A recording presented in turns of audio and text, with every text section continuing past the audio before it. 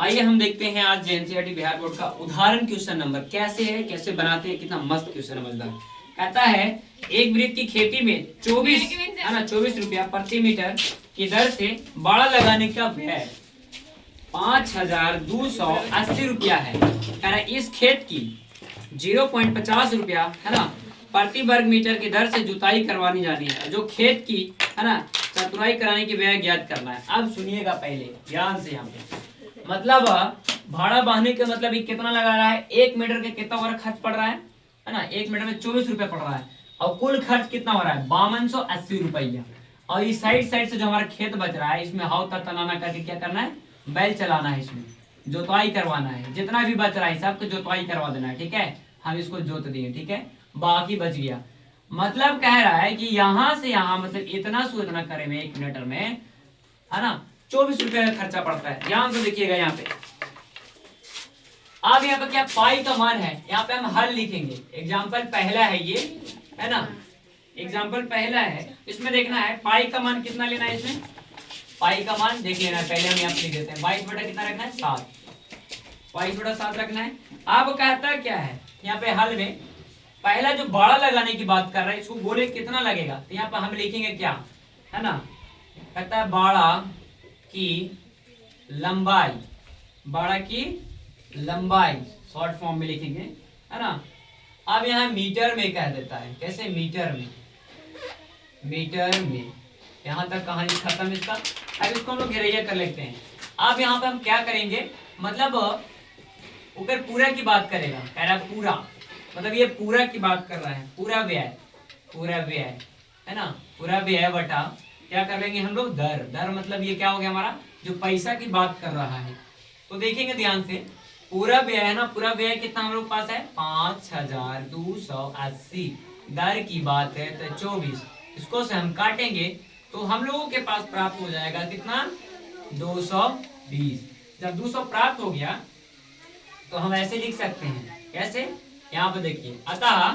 क्या करेंगे खेत, खेत की परिधि, खेत की परिधि है ना, परिधि, परिधि बराबर कितना आ गया हमारे पास 220। जब 220 मीटर आ गया हम लोग को खेत के पता चल गया कितना हो गया। अब एकरा क्या करना है, ध्यान से देखिएगा। अब खेत की त्रिज्या बराबर क्या कर देंगे हम, यहाँ पर लिख देंगे ऐसे, खेत की, पूरा खेत की बात कर रहा है, खेत की त्रिज्या, हमको त्रिज्या जो पहले से r बराबर जो होता है ना, है, तो हम एक चीज जानेंगे, इसको क्या है, पहले से त्रिज्या हम लोग के पास कितना हो गया था, हम यहाँ पे ध्यान से देखेंगे, बराबर में 220 हो गया ऐसे। अब इसका हम लोग जानते हैं कि जब वृत्त का ना 2 पाई r होता है, जब 2 पाई r होता है तो एक बराबर में हम रख लेंगे, यहाँ पे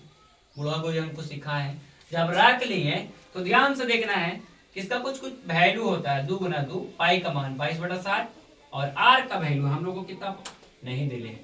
है ना, आर का यहाँ पर आर रखेंगे। ध्यान से है, इसको अगला काम करेंगे, अगला कदम में क्या करना है ध्यान से देखिएगा, आर को आर नीचे रखेंगे, मेन बट्टा के नीचे ऊपर से ये कर लेंगे, इसको 220 गुना नीचे से ऊपर चला जाएगा, ऊपर 7 हो जाएगा। अब हमारे पास नीचे 2 गुना 22 बचता है,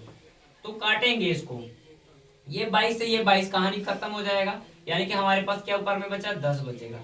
है ना, 10 बचेगा। तो जब 10 बचेगा तो ध्यान से देखना है, ये क्या हो जाएगा 2 पचे 1 10, तो यहाँ 5 गुना आर बराबर क्या हो जाएगा 5 गुना 7, तो कितना हो जाएगा 7 पचे 35, कितना हो गया 35। अब यहाँ तक समझ लीजिए, अब इसका तो कहानी खत्म हो गया। जैसे चलते हैं बुक के माध्यम से चलते हैं हम लोग, है ना, कह रहा है खेत की त्रिज्या, अब हम लोग खेत की त्रिज्या कितना आ गया, खेत की त्रिज्या, त्रिज्या, त्रिज्या जो हो गया आर, है ना, आर बराबर कितना हो गया 35 मीटर, है ना, 35 मीटर, ये हो गया। अब कह रहा है खेत की व्यय बराबर,